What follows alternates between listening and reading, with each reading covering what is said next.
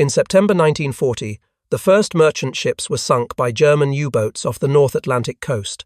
Each week, reports from the British Admiralty added more grim numbers. Hundreds of thousands of tons of cargo lost, along with hundreds of sailors. According to the Allied Shipping Losses Committee, in just the latter half of 1940, Germany was sinking over 700,000 tons of cargo per month. Those figures were not merely statistics. They were a declaration of war against the logistics of the democratic world.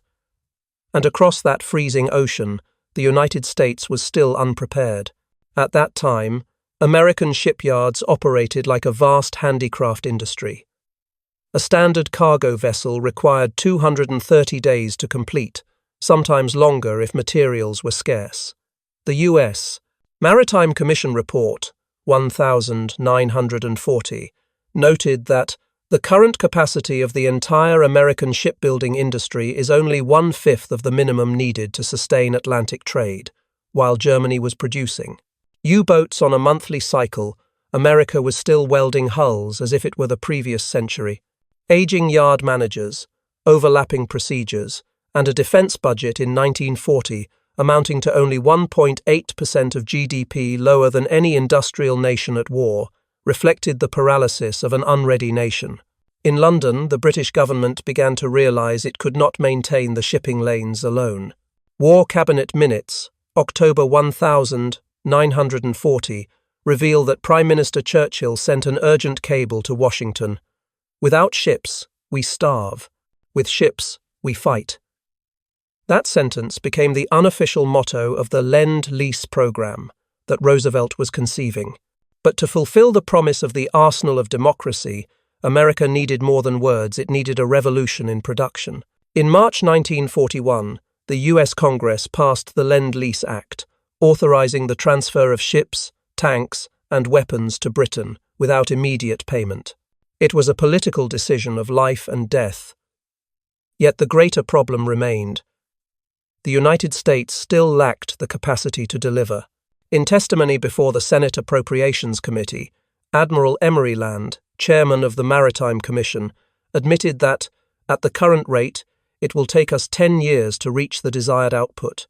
Traditional shipyards such as Bethlehem Steel and Todd Bath Iron Works were too slow, too conservative, and incapable of expansion. In that context, on the 27th of December 1940, Henry J. Kaiser appeared. Not a shipbuilder, not a naval engineer, but a construction contractor who had built Hoover Dam, Bonneville, and Grand Coulee, the monumental projects that defined the electrification of the American West. In his contract proposal to the Maritime Commission, Kaiser pledged to deliver 30 cargo ships in 2 years for the British government, a declaration many experts called madness. William Francis Gibbs, chief architect of the Liberty ship, wrote in his diary, "He's not a shipbuilder, he's a concrete man." But America now had no choice but to accept the man who dared to say, "It can be done." Kaiser entered the game with the mindset of a dam engineer: volume, speed, and organization.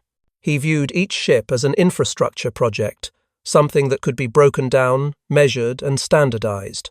"A ship is just a series of parts in the right order," he said in an interview with Life magazine in early 1941. This view ran counter to the entire philosophy of traditional shipbuilding, which treated each vessel as a unique work of craftsmanship. The clash between two worlds, the craftsmen and the industrialists, had begun. Inside the White House, Roosevelt knew America needed more than patriotic speeches. He signed an executive order launching the Emergency Shipbuilding Program, placing the Maritime Commission in charge of converting civilian shipyards into military production facilities. The goal: 50 million tons of shipping in 4 years. It was the largest industrial plan since the Civil War. "Speed means survival," Roosevelt declared at a press conference on the 17th of January 1941. That sentence echoed through nearly every coastal industrial plant. In California, the muddy flats of Richmond began to be cleared. Few believed the place would become the world's largest shipbuilding center. Kaiser brought the same team that had built Hoover Dam, along with thousands of newly recruited workers, and built the yard from scratch. Within 8 months, Richmond Yard No. 1 rose with 7 slipways, hundreds of cranes, and an internal rail network stretching over 15 kilometers. These figures were unprecedented in American shipbuilding history. The press of the time called Kaiser the man who gambled with steel. He was not a hero, but someone who knew how to find opportunity in crisis. In a letter to his wife, he wrote, "The war is not fought by generals alone. It's fought by the hands that build." That sentence captured the spirit of America entering 1941, an agrarian nation awkwardly transforming into a global industrial power. When the first ships bearing the Liberty emblem began to appear on drawing boards, Kaiser did not yet know he was launching a production revolution. But the numbers began to change, and committees in Washington started to take notice. On Admiral Land's desk, a brief note arrived from Richmond. Construction commenced. Target: 10 ships before the end of 1941. And on that cold morning at the year's end, as Europe burned, someone in the Maritime Commission's office remarked, "If he can build a dam in the desert, maybe he can build ships in the mud." Yellow light spilled across the Atlantic map pinned to the wall. Supply routes were torn apart by bright red U-boat marks. In that room, no one yet knew that only 2 years later, from the mud of Richmond, Liberty ships would leave the yards at a pace never before seen in maritime history. And in that silence, the Atlantic began to turn. In 1941, amid the hammering and the smell of burning iron over the San Francisco Bay, Henry J. Kaiser began redefining the concept of shipbuilding.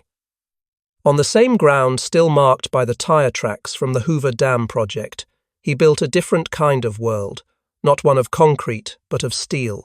In Richmond, California, the man who had once led tens of thousands of dam workers turned to a greater mission, the production of oceans. According to the U.S. Maritime Commission Report 1942, when Kaiser took over the site, there was not a single dry dock, crane, or detailed plan in place. But he had one idea. If cars could be assembled on a production line, then a ship could be built the same way. Together with Chief Engineer Clay Bedford, he designed a production process that had never existed in maritime history, dividing the ship's hull into 250 modules that could be pre-welded in multiple areas, then moved to the main dock for final assembly. They called it modular assembly. That idea was first considered reckless. Naval engineers argued that every ship was a unique organism, impossible to break down like an automobile, but Kaiser and Bedford saw it differently. They hired a team of consultants from Ford Motor Company in Detroit to model the assembly line process. In an internal memorandum dated the 14th of March 1941, Bedford wrote, "If we can move engines down a rail, we can move hulls across the yard. Each steel section, bulkhead, and cabin was produced separately, inspected on site, and then joined into a single body using massive cranes. This organizational mindset turned Richmond into the factory of the 20th century.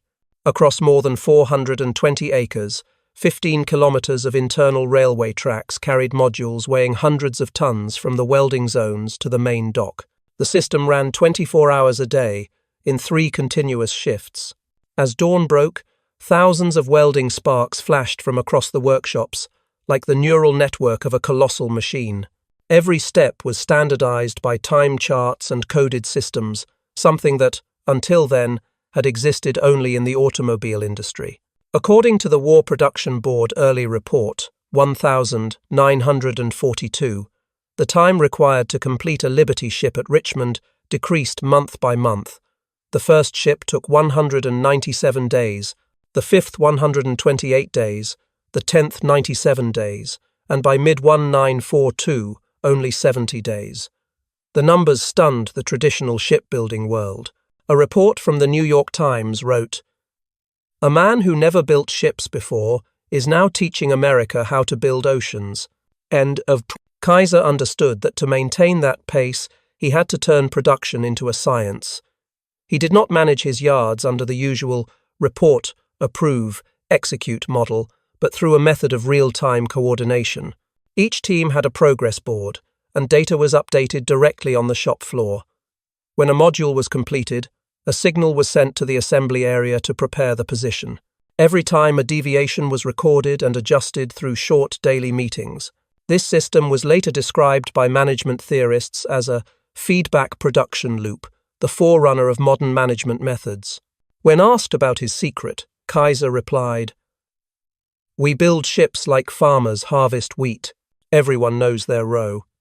The phrase sounded simple, but it perfectly captured his method, turning thousands of unskilled workers into an orderly operating network. He did not emphasize craftsmanship, he emphasized rules. Every position was standardized, every action had a single purpose. Production logic replaced craftsmanship, stated the U.S. Maritime Commission 1942 report. Richmond's influence quickly spread across the entire West Coast.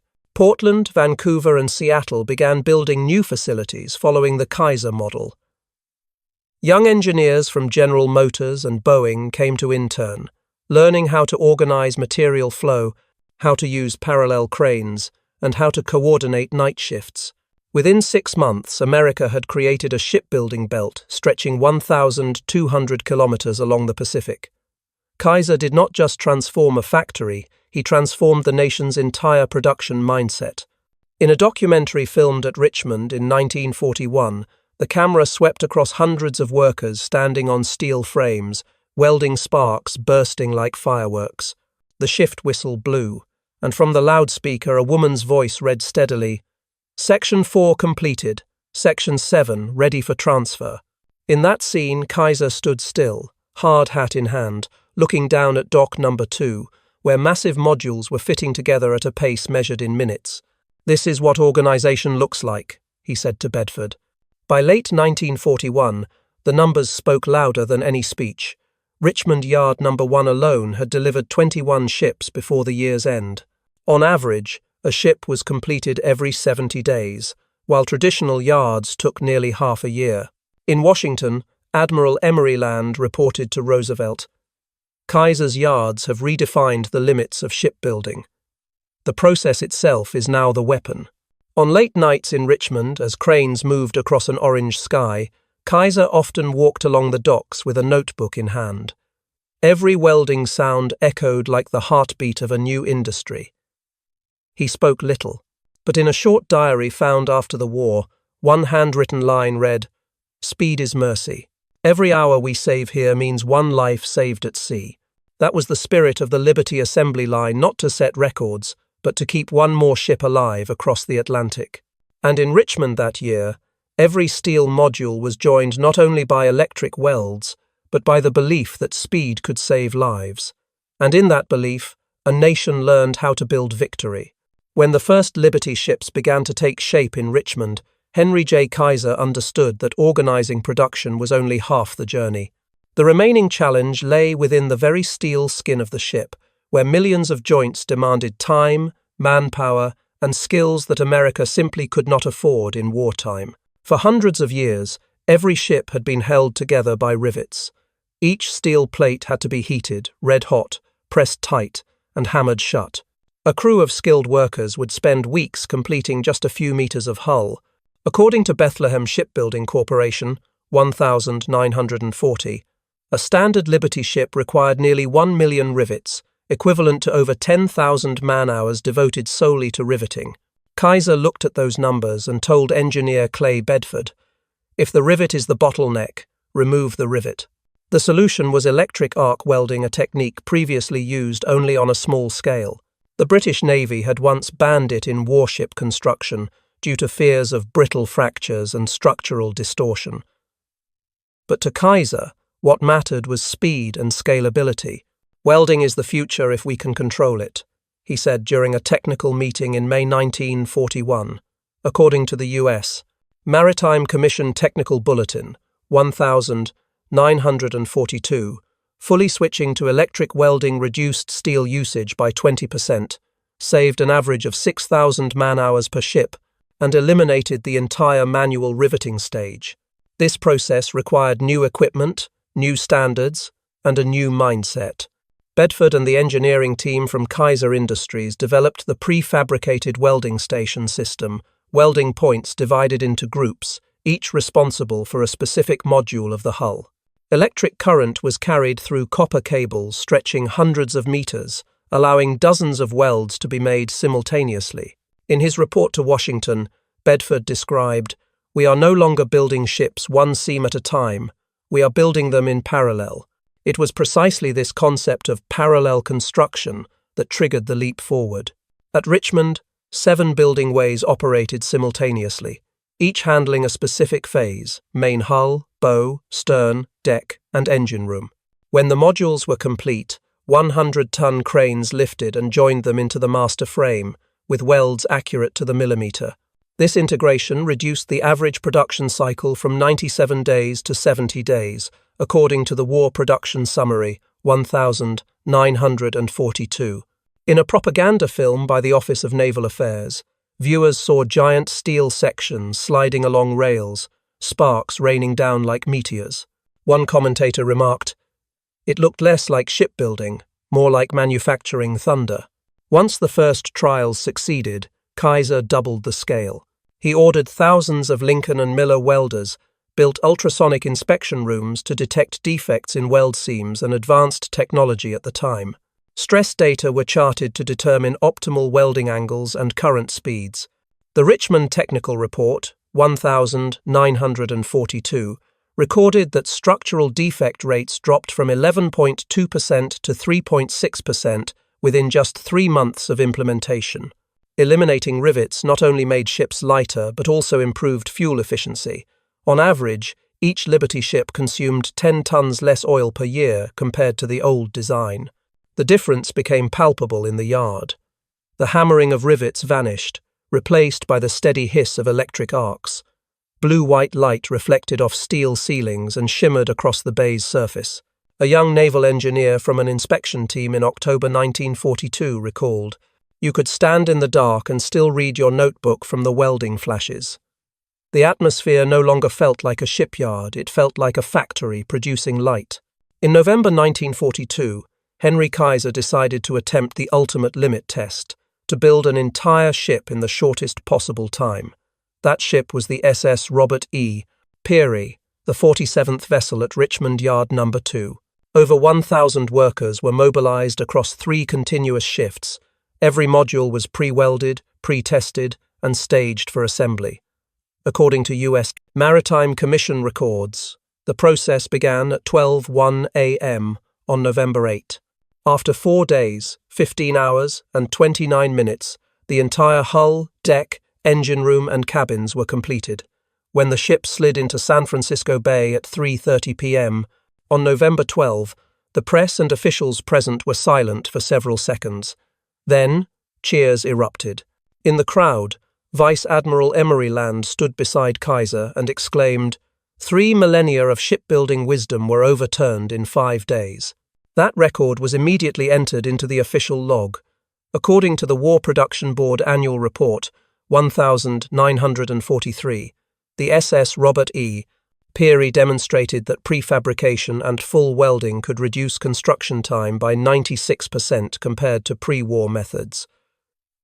It was not merely a technical milestone, it was a death sentence for the past. Traditional yards were forced to adapt, converting all production lines to electric welding. From Baltimore to Portland, hundreds of thousands of welding machines were installed, and thousands of mechanical engineers retrained. Within 6 months, America entered the era of mass-welded production, an industrial system with no precedent. Inside Kaiser's Richmond office, the production map was marked with red dots, each representing a ship in its final welding stage. The glare of arc furnaces flickered through the window, reflecting across his face. "They said it was impossible," he murmured to Bedford as the radio broadcast the news of the launch. Bedford simply nodded. "And yet she floats." From that moment, America understood that its strength lay not in guns or radar, but in the electric flashes lighting up the night sky over Richmond. Each weld joined not just steel, but faith itself, the belief that industry could win a war, and under that light, the future of shipbuilding began to glow. In 1943, when the shipyards on the West Coast were operating at full capacity, Henry J. Kaiser realized something more important than speed. The system would collapse without people organized like a precise machine. In a memorandum sent to the War Production Board early that year, he wrote, "Speed without science is chaos." In Richmond, once a muddy marshland, there now stood an industrial city of over 100,000 inhabitants, half of whom worked directly or indirectly for Kaiser's yards. According to the U.S. Maritime Commission Personnel Report, 1943, Richmond then had over 196,000 fully trained workers. To reach that number, Kaiser built the Richmond Welding School, the largest technical training facility in the United States at the time. The program lasted from 10 days to 6 weeks, depending on the position. Trainees practiced on real steel plates under the blinding glare of hundreds of welding torches. Each session lasted 8 hours, with 3 continuous shifts per day, ensuring the school operated 24 hours a day. In the list of the first class of trainees, one detail stood out: more than 40,000 women, accounting for 27% of Richmond's total production workforce. Women left their kitchens, set aside aprons, put on gloves, and stood upon the steel frameworks. The press gave them an emblematic name: welders in lipstick. A famous 1943 photograph showed a female worker named Margaret Reed, her hair wrapped in a red scarf, welding the bow of a Liberty ship, the firelight reflecting off her mask. Beneath the photo, Life magazine captioned, "She builds ships faster than any man in the yard." Kaiser did not see this as propaganda, but as a labor strategy. He knew that without expanding the workforce, the industry would face severe shortages as men went off to war. He ordered every yard to establish training divisions for women, with tools adjusted for weight, height, and reach. "We adapt the machine to the worker, not the other way around," he said during a meeting in 1943. Alongside this, Kaiser implemented an unprecedented policy, hiring people of color for technical and supervisory positions. According to the Fair Employment Practices Report, 1944, more than 12,000 African American and Asian workers were employed in roles previously restricted to white workers. Names like Joseph Small, a master welder from Louisiana, and Eleanor Dixon, the first female inspection engineer at Richmond, appeared in internal bulletins as evidence of social change amid wartime. One supervisor recalled, "They came for jobs and left as craftsmen. War gave them a trade, and with it, dignity." Parallel to his labor policy came a revolution in data management. Kaiser realized that the complexity of thousands of modules, hundreds of thousands of welds, and hundreds of subcontractors could not be controlled by personal experience alone. In 1943, he invited statisticians from Stanford and MIT to develop the Statistical Quality Control System, a method of quality assurance based on probability analysis. According to the Richmond Technical Bulletin, 1943, before implementation, the average welding error rate was 11%, causing an average delay of 2 days per ship. After 6 months, that number dropped to 2%, the lowest in the entire U.S. shipbuilding network. Inspecting engineers no longer walked along the hulls relying on eyesight, but used the X-bar chart, a tool invented by Professor Walter Shohart of Bell Labs. Each weld was coded and inspected randomly according to statistical frequency. If deviations exceeded the limit, the entire process was paused to trace the cause. Training plus measurement created industrial science, wrote the War Production Board Report, 1944, summing up Kaiser's philosophy. Inside the factories, data boards lined the walls, production charts, error rates, average man, hours. Each crew tracked its progress through quantitative metrics rather than reprimands. A welder named Frank Mendoza recalled in a 1985 interview, "We used to compete not by shouting, but by numbers. Everyone wanted their line to show green." Thanks to this system, Richmond achieved the most consistent productivity in the entire Liberty ship program, an average of 1 ship every 70 days, nearly twice the speed of traditional East Coast yards. In archival footage from the Office of War Information, Kaiser walked past rows of female welders at work, the light flickering across his face. The cameraman's note read, "He doesn't look at the sparks, he looks at the charts." That image symbolized the transformation of an era. War had turned production from an art into a science. At the end of 1943, when Admiral Emery Land visited for inspection, he wrote in his report to Washington, "What I saw at Richmond was not a shipyard, but a laboratory of motion and light."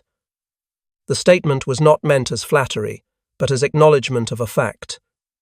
In Richmond, industry had become a precise science, where every worker was a calculated variable and every weld a data point in the equation of victory. As evening fell over the bay, the whistle blew for the end of the shift, and thousands poured onto the internal railways. The last sparks of the night shift still flashed from the docks, glimmering on the water's surface. A female worker named Rose recalled, "I used to think I was just welding steel. Then one day I saw a ship sail, and I realized I was welding freedom." Oh, in that moment, amid the waves and the electric arcs, American industry reached a new definition where labor, data, and belief became one. And under that rhythm, industry became science, and science became victory. As the war in the Atlantic entered 1942, the duel between production and destruction reached its limit. The Germans launched Operation Paukenschlag, drumbeat, deploying over 100 submarines to hunt convoys from Halifax to New York. In the first 6 months of that year, the Kriegsmarine War Diary recorded 609 ships sunk, totaling 3.1 million tons of cargo, more than the entire loss of 1,917. Each ship sunk meant a severed supply line, a city without fuel, a division without artillery shells. In cables to London, Churchill wrote, "The Battle of the Atlantic is the dominating factor of the war. Everything turns upon it." Across the continent, ships from Richmond, Portland, and Baltimore began to appear on operational maps. According to the U.S. Maritime Commission Production Report 1943, by early 1943, America had reached a launching rate of 3 Liberty ships per day. That meant 21 ships per week, far surpassing the U-boat's sinking capacity, which had fallen to 2 ships per day in the same period. "For every ship they sink, we launch 3, Kaiser declared at a press conference in San Francisco. The quote appeared in bold on the front page of Time magazine as a manifesto of industrial warfare. Each Liberty ship weighed 14,245 tons fully loaded, carrying 10,800 tons of cargo, enough to supply a division with fuel, food, and ammunition for 10 days. According to the Allied Logistics Handbook, 1944, a single Liberty ship could transport 2,840 jeeps, or 440 Sherman tanks, or 230 million rounds of ammunition, depending on its cargo configuration. Everything was packed in standardized containers, unloaded swiftly by hydraulic cranes. Upon arrival at Liverpool or Belfast, these convoys rolled straight to the front from North Africa to Normandy. The impact of the Liberty system lay not only in quantity, but in reliability. With its fully welded hull, the ship endured collisions and heavy seas far better than older riveted designs. The Bureau of Ships Technical Review, 1944, confirmed that the average loss rate for the entire fleet was 7.4%, compared to 12% for pre-war merchant ships. Although there were over 1,500 cases of hull cracking due to cold brittleness, only 3 ships broke in 2, just 0.11% of the total fleet. These figures astonished German engineers. Industrial capacity had compensated for every technical limit. In meetings of the Allied Combined Chiefs of Staff, the term Liberty Pipeline replaced supply chain. It was not merely logistics, it was the lifeline of the entire front. From the summer of 1943, every convoy bound for Britain contained at least half of its ships bearing the code EC2SC1, the technical designation for a Liberty ship. Their overwhelming presence rendered German statistics meaningless. Admiral Dönitz, commander of the U-boat fleet, wrote in his memoir, "We could not sink ships faster than America could produce them. It was mathematics, not heroism, that defeated us." One morning in May 1943, at the port of New York, War correspondent Edward R. Murrow stood on the deck of a newly launched ship and spoke into his CBS microphone. This ship carries 10,000 tons of everything the war needs: food, fuel, hope. Behind him, hundreds of workers waved, their shirts still damp with sweat. That broadcast, aired that evening, became one of the most listened to reports of the entire war. At sea, the difference became evident.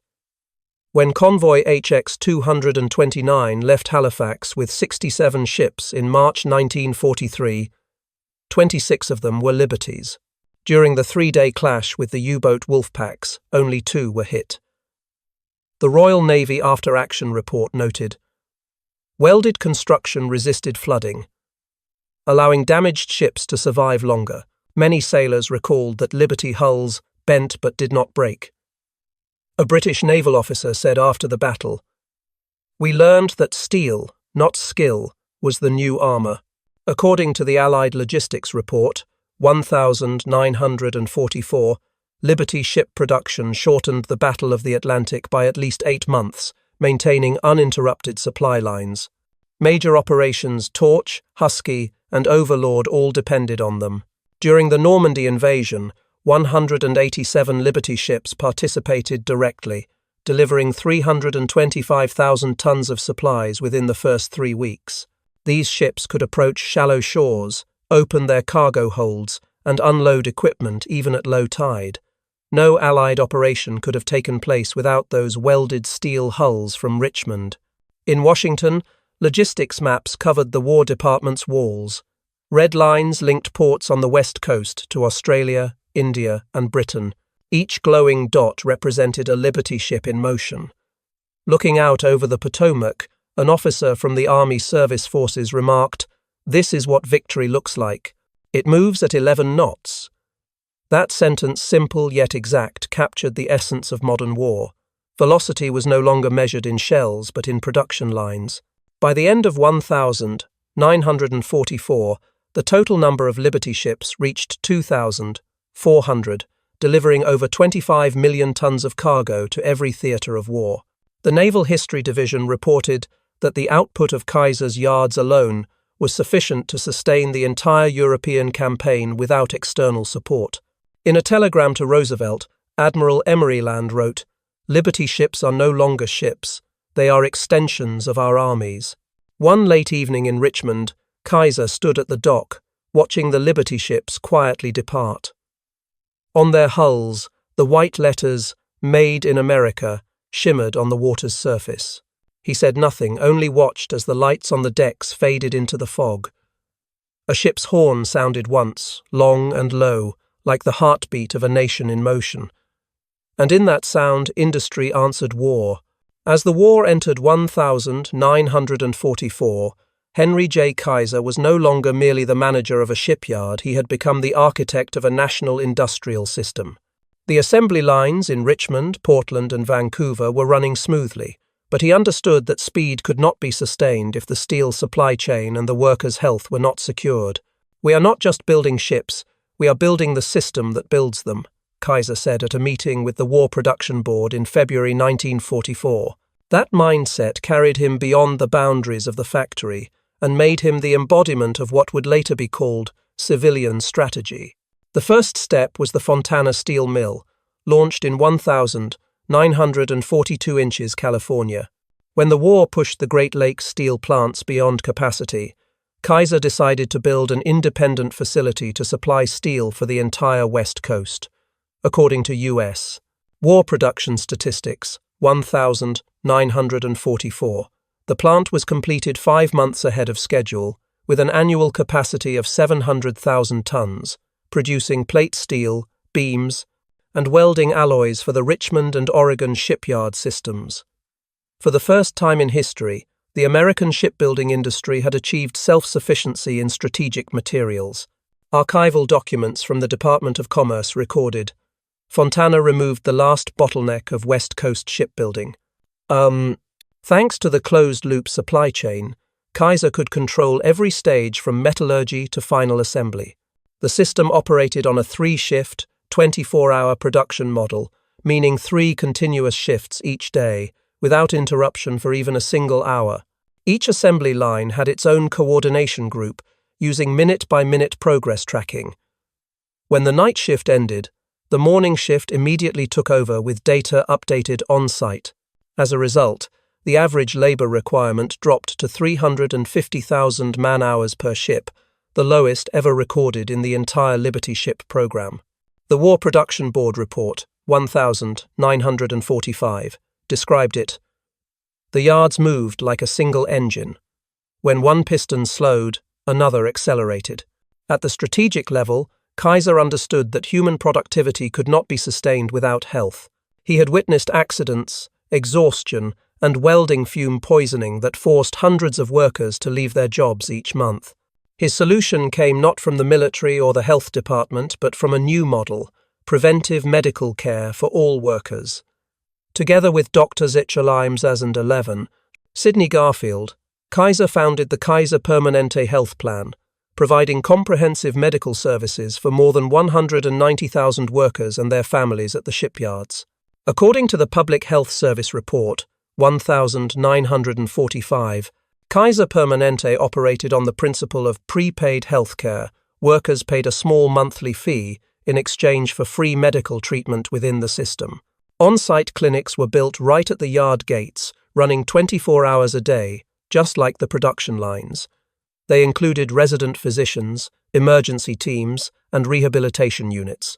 In an interview with the San Francisco Chronicle, Garfield said, "The only way to keep a man productive is to keep him healthy before he breaks." The model became the precursor of modern health insurance organizations in the United States. Kaiser applied the same philosophy to social management within the factory. He established a welfare system that included lunch halls, libraries, and childcare centers, enabling women with young children to continue working. The Office of War Information, 1944, reported, employee turnover at Kaiser yards dropped to 3% monthly, compared to the 12% national average.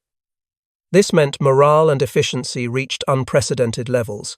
When asked about the secret to maintaining such a massive workforce, he replied, "We run the yards like a community, not a factory." By mid-1944, Washington had begun viewing Kaiser as part of the national strategic planning apparatus. He was invited as an advisor to the War Shipping Administration to plan the expansion of supply ports in England and the Pacific. Many engineers from Kaiser Industries were dispatched to Hawaii and Guam to organize logistical bases for the Asia-Pacific campaign.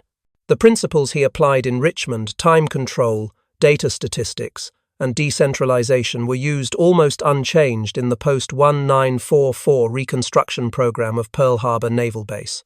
At the same time, the War Production Board Final Report, 1945, officially listed Henry Kaiser among the civilian figures of national strategic influence, describing him as the civilian who mastered national logistics. The civilian who mastered national logistics. Phrase was not flattery, but a recognition that a dam builder had grasped the operating logic of modern warfare. Kaiser's system did more than build ships.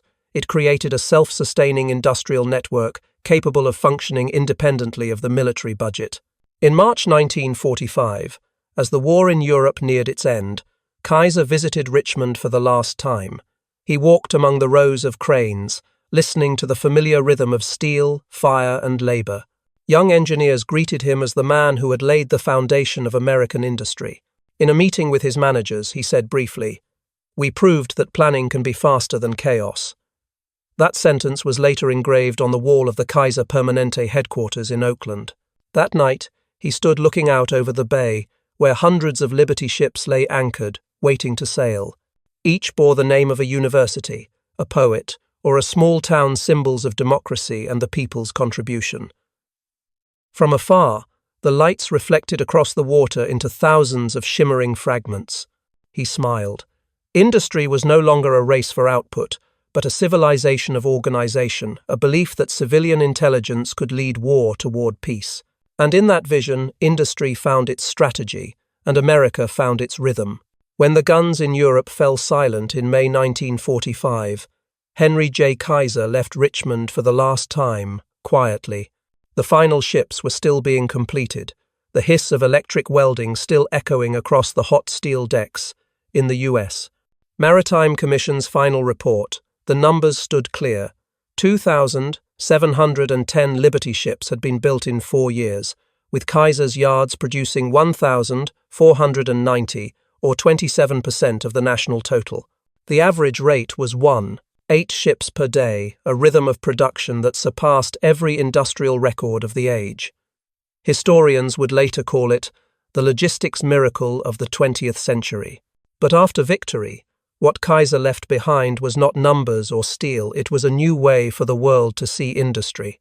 The combination of assembly line methods, modular welding, and mass training had created a new language of production. The War Production Board final report, 1946, stated that Kaiser's system redefined manufacturing from craftsmanship to organized knowledge. The principles he established, standardization, quality statistics, and welfare management, were soon copied across the world. In Japan, the post-war industrial reconstruction delegation led by Minister Yoshida Shigeru visited Richmond in 1948. They studied the parallel welding process, modular storage systems, and digital inspection methods. In his report to Tokyo, Yoshida wrote, "This is not an industry, it is a philosophy of management." When Japan's shipbuilding industry revived in the 1950 seconds from Nagasaki to Yokohama, every plant operated on the principle of prefabrication and parallel welding, a direct legacy of Kaiser. By the 1960 seconds, South Korea adopted the same model at Ulsan, building a shipbuilding sector that would later become a cornerstone of its national economy. The principles Kaiser pioneered spread to other fields as well. The Harvard Business Review, 1957, described Richmond as a living proof that organizational design can multiply physical output. Industrial universities in the US, Germany, and Britain added the Kaiser system to their production management curricula. From it emerged the concept of industrial engineering, the science of organizing productivity through data, labor psychology, and standardized processes. Within America, Kaiser's legacy extended in unexpected ways. The Workers' Healthcare Program he and Dr. Sidney Garfield founded in 1943 evolved into Kaiser Permanente, one of the largest health systems in the United States, serving over 12 million members in the 21st century. This prepaid healthcare model became the nucleus of modern health insurance, where workers were no longer treated as expendable labor, but as assets worth investing in. On the social front, Kaiser's legacy lived through the new labor force. The women who had welded ship hulls in Richmond, the African Americans trained in technical roles, all carried that experience into post-war life, according to the U.S. Census Bureau labor study, 1950. Over 37% of female shipyard workers transitioned into civilian engineering, electrical, and aeronautical fields. They became the first generation of American industrial women. Meanwhile, Kaiser's training programs opened technical careers to tens of thousands of black engineers, forming a skilled workforce that later underpinned the civil rights movement. After the war, the Liberty ships dispersed across the globe. Some were sold to private shipping companies, others dismantled or converted into floating warehouses, but a few survived as witnesses to their time.